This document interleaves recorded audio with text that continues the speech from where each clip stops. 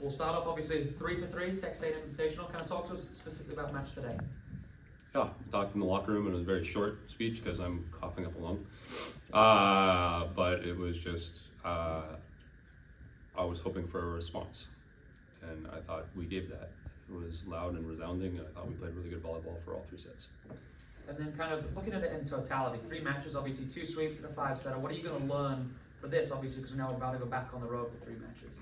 Going back to what I said yesterday, I think you learned different, here we go, different lessons from different matches. And I thought last night it gave us some confidence that we can be in, I don't know, dire straits and come out of it. And we have that in our back pocket to go to later. I thought we could, I don't know, not play spectacularly, and again, New Hampshire played pretty well last night. But I think it was a little bit of our side and bounced back the next day. I think those 2 lessons are really important. Sweet. I'll open it up right now. So what would you say the message was going into today's game? Just that, it was, I thought we responded really, really well in the middle of sets yesterday, but there was no point when we lost a set where we're like, not gonna happen. And I talked about coming out exactly like that from the first set of let this be the response, and they did that. I'll keep it open. Can you kind of talk about this Texas A&M Invitational facing 3 different teams? What's the benefit of that, and then kind of seeing different playing styles and kind of different things of what you may see down the road? Yeah, there's a benefit to RPI. I want to use schedule for that a little bit, but I think different teams are going to push you in different ways, and I think I've said it in here. I've said it during interviews. Apologies. We found different ways to win. It hasn't been necessarily like facing different teams. Like teams were actually a little bit similar this week.